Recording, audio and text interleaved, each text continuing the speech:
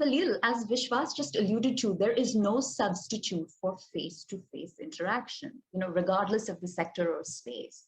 So as companies increasingly begin to embrace this hybrid work model, perhaps for the long term, what impact does that have on employee communication, collaboration, the spirit of camaraderie that they are to enjoy as co-workers and hopefully build on in terms of enhancing productivity?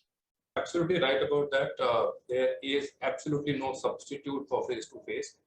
And as a result of us being deprived of that, something that we used to take for granted, communication has become an even more critical element of the corporate strategy as a result of the pandemic.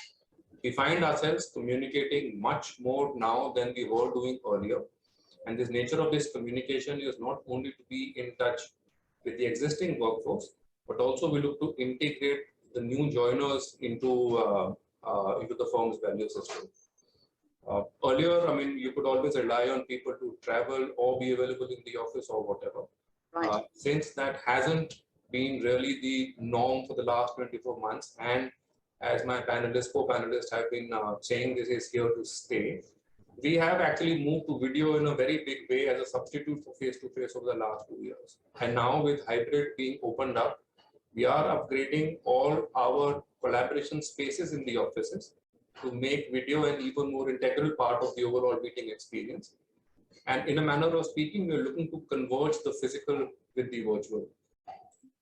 The other part of the question was around accountability. Right. A very tricky one to answer.